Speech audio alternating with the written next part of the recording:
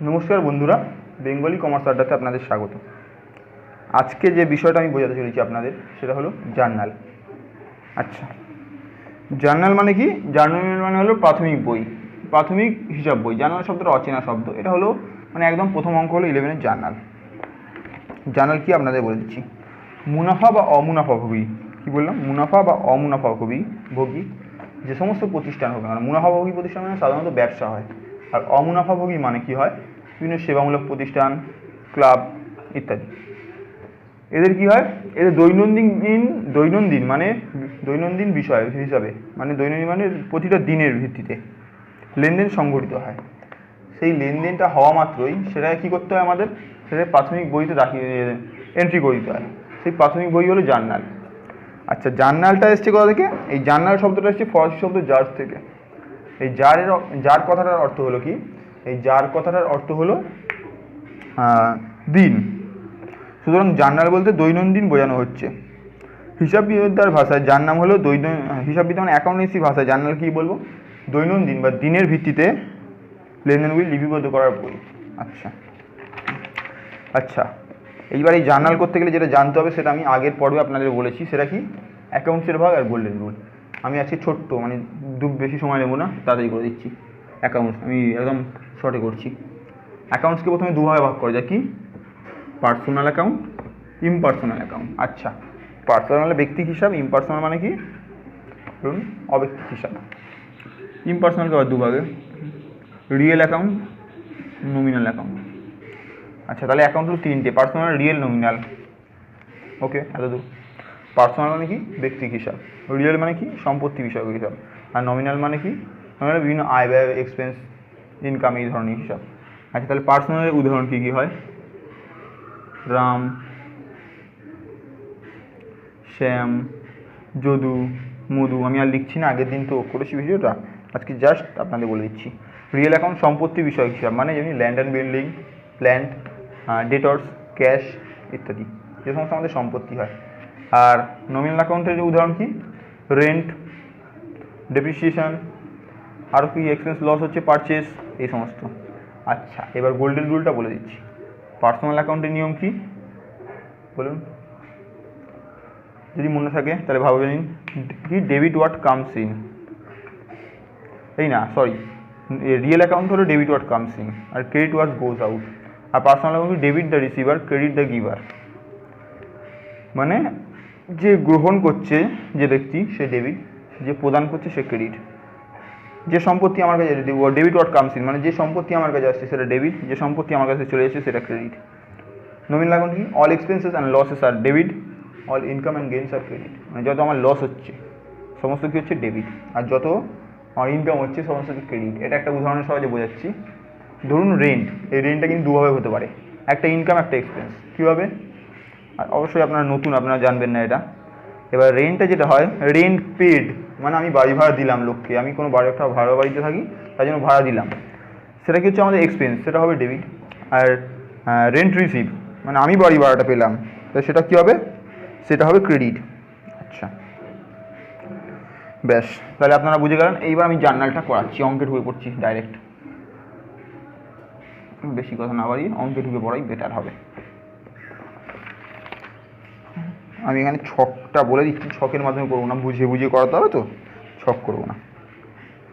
ছক হবে কি? ডেট হবে এখানে, পার্টিকুলার, লেজার ফোলিও, একটা সরু দাগ হবে সেটা মানে লেজার ফোলিও। আর এখানে দুটো ঘর হবে কি? অ্যামাউন্ট, দুটো অ্যামাউন্ট হবে, একটা ডেবিট, একটা credit.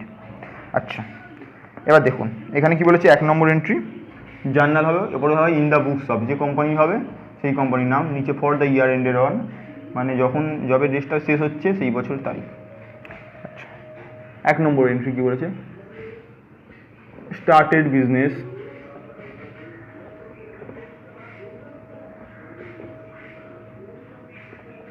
With cash as capital, তাই তো? হ্যাঁ, অ্যাজ ক্যাপিটাল। কত টাকা? 1 লাখ টাকা। দেখুন কী বললো? Started business with cash as capital. এইবার এখান থেকে আমাদের অ্যাকাউন্টগুলো খুঁজে বার করতে হবে। কী কী অ্যাকাউন্ট আছে ভাবুন। একটা কি আছে? Cash account. ক্যাশ অ্যাকাউন্ট, আর কি আছে ক্যাপিটাল অ্যাকাউন্ট। ক্যাশ মানে রিয়েল অ্যাকাউন্ট, আর ক্যাপিটাল মানে আমাদের কাছে আসছে মানে, আর ক্যাপিটাল মানে নমিনাল অ্যাকাউন্ট। ক্যাশ আমাদের ব্যবসার দিক থেকে ভাবতে হবে, আবার বলছি ক্যাশটা দিয়ে ক্যাপিটালটা পেলাম মানে কি আমরা ক্যাশটা দিচ্ছি মানে সম্পত্তি আমাদের থেকে বেরিয়ে যাচ্ছে, এই না সরি ব্যবসায় আসছে, তো মানে সম্পত্তিটা আমার কাছে আসছে, ব্যবসার দিক থেকে ভাবতে হবে, ক্যাশটা আমার কাছে আসছে, তাহলে কি এর এন্ট্রিটা হবে কি ক্যাশ অ্যাকাউন্ট ডেবিট, এরকমভাবে জার্নাল করতে হয় টু ক্যাপিটাল অ্যাকাউন্ট। আজকে বেশি এন্ট্রি করাবো না আপনাদের, খুব কম সোজা সোজা এন্ট্রি করাবো। এবার এখানে ন্যারেশন লিখতে হবে কি being business started with cash at the rate of rupees 1 lakh, 1 lakh টাকা নাম লিখবো।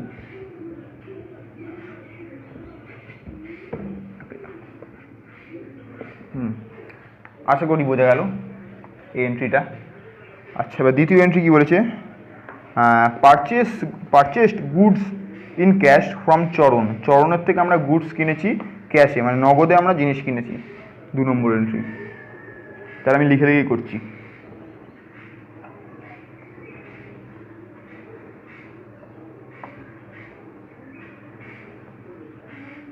Purchased goods in cash from কোথা থেকে চরণ, কত টাকা 25,000 টাকা জিনিস কিনছি। আচ্ছা, এর জার্নালটা কী হবে, এইবার এখানে আমাদের কী করতে হবে, এখানে আমাদের অ্যাকাউন্ট খুঁজে বার করতে হবে। পারচেসড গুডস মানে কারবারের জন্য লাগছে দ্রব্য মানে কাঁচামাল বলতে পারেন।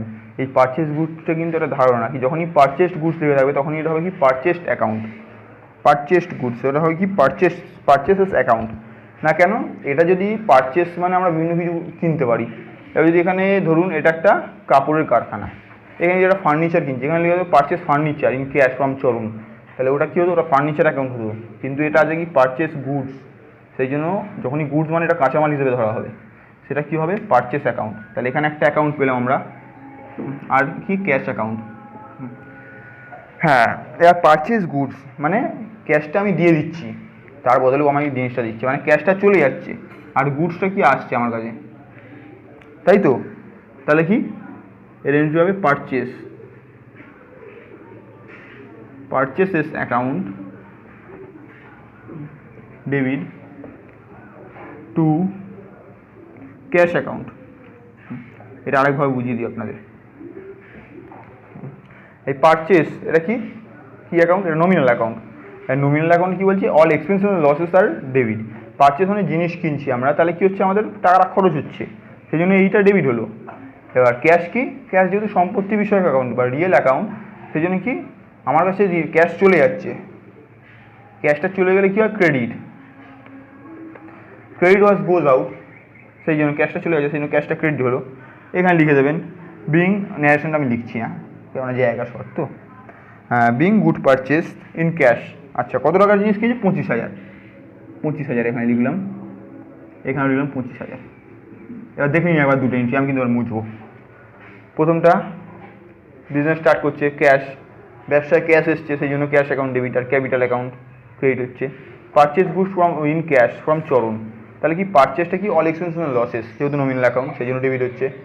আর ক্যাশ কি অ্যাকাউন্ট বলুন, রিয়েল অ্যাকাউন্ট সম্পত্তি বিষয়ক অ্যাকাউন্ট, সেই জন্য credit what goes out, cash চলে যাচ্ছে, জিনিসটা কিনছি জিনিসটা আমার কাছে আছে কিন্তু ক্যাশটা তো আমার এই যে 25,000 টাকা ছিল সেটা তো চলে যাচ্ছে সেই জন্য ক্যাশটা ক্রেডিট হলো।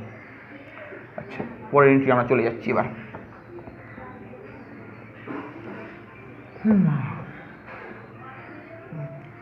আজকে তো আপনাদের বেসিক, আমি খুব কঠিন দেবো না, একটু কমই দেবো। আচ্ছা, তারপরে কি দেখুন পরের এন্ট্রিটাই বলেছে আপনি যেটা উদাহরণ দিলাম বট ফার্নিচার। আচ্ছা 3 কি বলেছে বট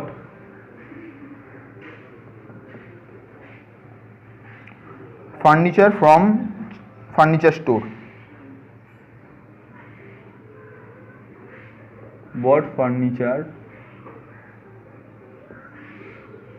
from furniture store।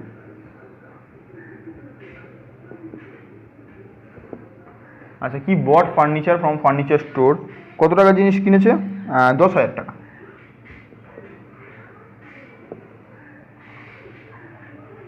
তাহলে এর এন্ট্রি কী হবে? ফার্নিচার কিনেছি, তাহলে এখানে দুটো অ্যাকাউন্ট হচ্ছে, কি ফার্নিচার স্টোর অ্যাকাউন্ট, যেহেতু এখানে ক্যাশ কিছু বলেনি তাহলে ধরে নিতে হবে এটা ধারে কিনেছে।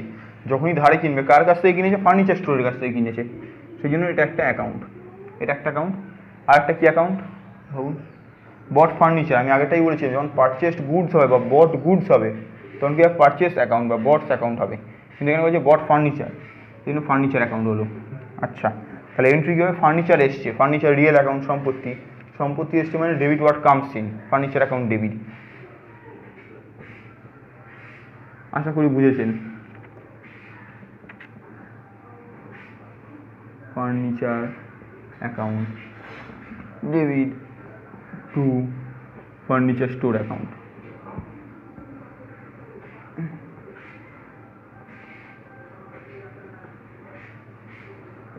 কত টাকা? 10,000 টাকা।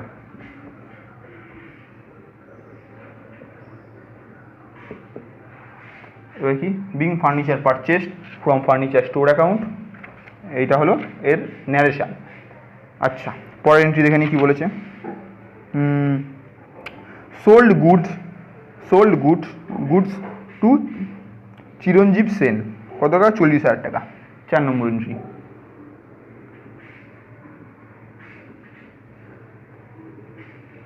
Sold goods to C Sen লিখে দিই আমি, সি সেন। আচ্ছা, কত টাকার? 40,000 টাকা। এবার এখানে গিয়ে আমাদের দুটো অ্যাকাউন্ট খুলতে বা করতে হবে। যখন পারচেসড গুডস হয়েছে তখন পারচেস অ্যাকাউন্ট হয়েছিল, এখানে সোল্ড গুডস হচ্ছে, তাহলে কী হবে? এটা সেলস অ্যাকাউন্ট। এখানে একটা অ্যাকাউন্ট সেলস অ্যাকাউন্ট হয়ে গেল, আর একটা কী অ্যাকাউন্ট? সিসেন অ্যাকাউন্ট।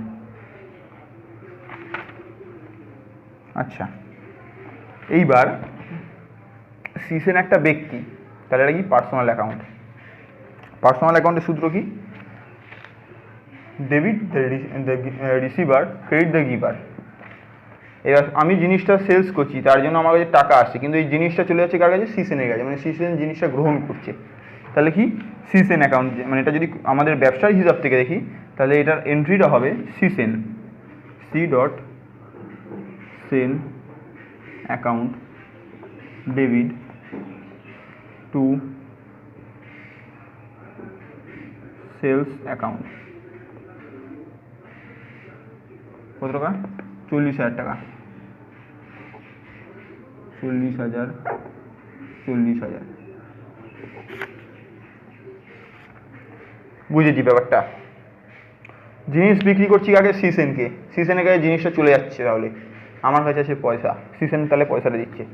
কারবার দিক থেকে যদি জিনিসটা আমার বেরিয়ে যাচ্ছে সেই জন্য সেটা হবে কি? ক্রেডিট। আর সিসেন যিনি, তার কি হবে? তার কাছে জিনিসটা আসছে, সে হবে ডেবিট। সেলস কি? সেলস হলো নমিনাল অ্যাকাউন্ট। সেলস মানে কি? ইনকাম, ইনকাম মানে ক্রেডিট। বোঝা গেল? এই দুটো এন্ট্রি হলো। আর এরপরে চলে যাচ্ছি এবার। আশা করি বুঝেছেন। আর যদিও বা না বুঝে থাকেন, আশা করি বুঝবেন, যদিও না বুঝে থাকেন তাহলে অবশ্যই কমেন্ট করবেন, বা আমার যে মেল আইডিটা দেওয়া আছে সেখানেও মেল করতে পারেন তাদেরকে, তাহলে সেই হিসেবে আরেকবার ভিডিও বানাবো। আচ্ছা আচ্ছা, তারপরে এন্ট্রি 5 নম্বর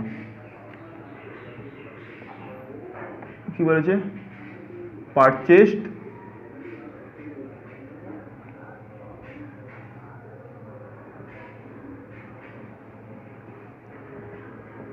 গুডস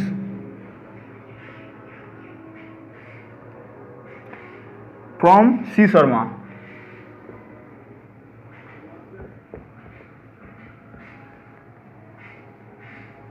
আচ্ছা, কত টাকার? 12,500। Purchased goods from C Sharma, কত? 12,500। জিনিস পারচেস করেছি, তাহলে কি হবে এখানে?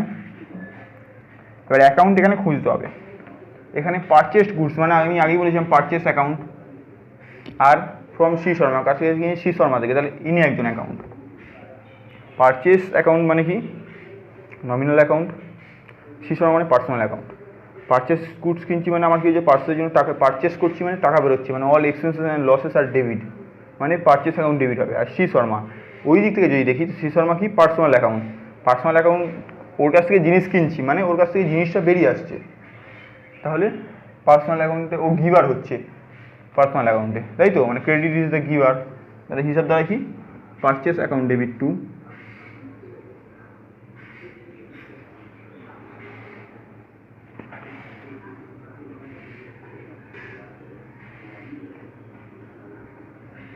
পারচেস অ্যাকাউন্ট ডেবিট টু কি অ্যাকাউন্ট, নামটা কি, C Sharma, C Sharma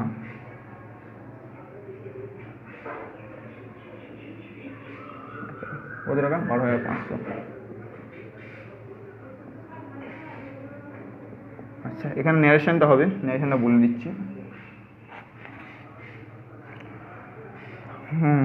being goods purchase from C Sharma, এবার যেহেতু এখানে ক্যাশ বলেনি সেই জন্য আমাদের ধরে নেব ক্রেডিট, ক্রেডিট মানে কি ধারে, সেই জন্য বলে দিতে হবে ফ্রম ক্রেডিট। আচ্ছা এটাই লাস্ট 20 করাবো ভাবছি, দেখছি কী করা যায়, আর সোজা পেলে করাবো। Sold goods in cash, 6 number entry কী বলেছে, সোল্ড গুডস ফ্রম ক্যাশ, কত টাকা, sold goods in cash, sorry in cash,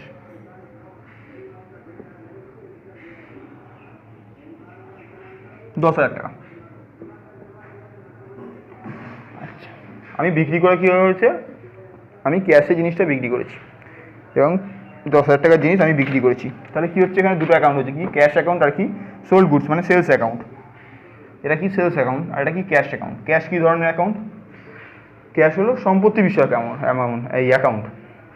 তাহলে রিয়েল অ্যাকাউন্টের সূত্র কী ছিল, যে debit what comes in, sales করছি তার বদলে আমার কাছে ক্যাশ আসছে, তাহলে কি ডেবিট হোয়াট কামস ইন মানে ক্যাশ অ্যাকাউন্ট ডেবিট, আর সেলস কী ধরনের অ্যাকাউন্ট, নমিনাল অ্যাকাউন্ট, মানে কি all income and gains are credit, sales করে আমার কাছে টাকা আসছে মানে ইনকাম হচ্ছে, তাহলে cash account debit to sales account, ধরো 10,000 টাকা।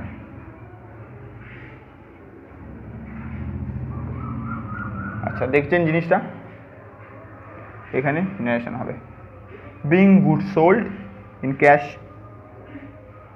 এই হলো ন্যারেশন। আচ্ছা আরেকবার সোল্ড গুডসটা বোঝাই, সোল্ড গুডস ইন ক্যাশ, ক্যাশে আমি নগদে আমি জিনিসটা বিক্রি করেছি, তাহলে আমার জিনিস চলে গেল, টাকা এলো, টাকা এলো মানে কি ক্যাশ অ্যাকাউন্ট ডেবিট হবে, আর জিনিস চলে গেল তাহলে কি সেলস অ্যাকাউন্ট ক্রেডিট হলো, ব্যাস। তারপরটা দেখে নিচ্ছি, হ্যাঁ আচ্ছা এইটা করানো যেতে পারে, পেড ওয়েজ, দাঁড়ান একটা মিনিট মুছলাম, তাহলে আমি আশা করি বুঝেছেন।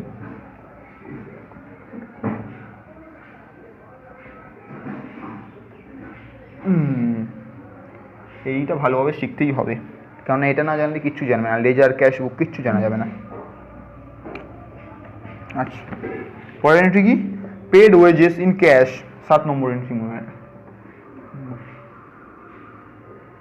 পেড ওয়েজেস ইন ক্যাশ, আমি মানে মজুরি দিয়েছি কি ক্যাশে, কত টাকা, 1,500 টাকা, তাহলে আমি কি দিয়েছি, মজুরি দিয়েছি, কিসে দিয়েছি, ক্যাশে দিয়েছি, তাই তো। তাহলে এখানে দুটো অ্যাকাউন্ট হচ্ছে, একটা ওয়েজেস অ্যাকাউন্ট আর একটা ক্যাশ অ্যাকাউন্ট। ক্যাশ কি অ্যাকাউন্ট, এটা রিয়েল অ্যাকাউন্ট, এটা কি অ্যাকাউন্ট, নমিনাল অ্যাকাউন্ট। নমিনাল অ্যাকাউন্টের সূত্র কি, এখানে দিয়েছি মানে এক্সপেন্স বা লস হচ্ছে, all expenses and losses are debit.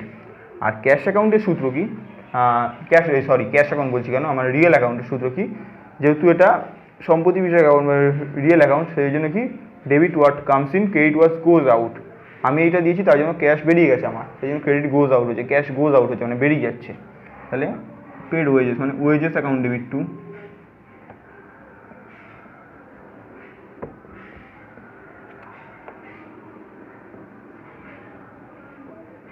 Cash account, কত টাকা, 1,500 টাকা।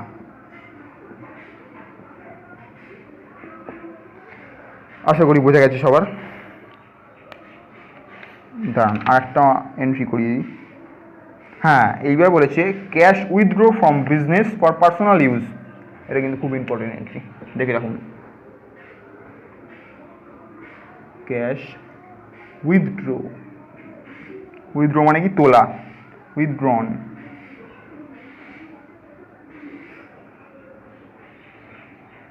From business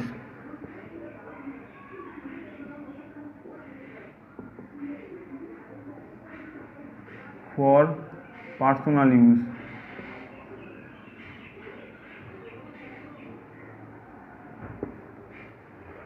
cash withdrawn from business for personal use মানে আমি নিজের জন্য আর নিজের পার্সোনাল ইউজের জন্য, পার্সোনাল পরিপ্রেক্ষিতে আমি ব্যবসা থেকে টাকা তুলেছি। কত টাকা? 10,000 টাকা। হ্যাঁ, 10,000 টাকা। এবার যখনই লেখা থাকবে কি cash withdrawn for personal use, cash withdrawn from personal use যখন লেখা থাকবে কি, তখনই কী হবে আমাদের, তখন এটা একটা অ্যাকাউন্ট হয় উইথড্রন ফ্রম পার্সোনাল ইউজ। এটা তখন ড্রয়িংস অ্যাকাউন্ট হয়। কী অ্যাকাউন্ট হবে? Drawings account. আর এখানে একটা আছে ক্যাশ অ্যাকাউন্ট। আচ্ছা, ড্রয়িংস অ্যাকাউন্ট হবে, ক্যাশ অ্যাকাউন্ট হচ্ছে। আচ্ছা, কী করেছি আমরা? পার্সোনাল ইউজের জন্য টাকা তুলে নিয়েছি। কারবার থেকে টাকা বেরিয়ে গেছে, তাহলে কারবার থেকে টাকা বেরিয়ে গেছে, তাই তো? এবং ড্রয়িংস কী ধরনের অ্যাকাউন্ট? Drawings nominal account. কারবার থেকে টাকা বেরিয়ে গেছে মানে কারবার লস হয়েছে, সেটা কী হবে? All expenses R losses are debit. তাহলে ড্রয়িংস অ্যাকাউন্ট ডেবিট, টাকা বেরিয়ে গেছে মানে ক্যাশ, ক্যাশ বেরিয়ে গেছে মানে ক্রেডিট ওয়াজ গোজ আউট, ক্রেডিট। এটা DR drawings account debit to cash account. এখানে একটা ন্যারেশন হবে না, being cash withdraw from business for being cash withdraw from business for personal purpose বা personal use। আচ্ছা, কত টাকা? 10,000 টাকা।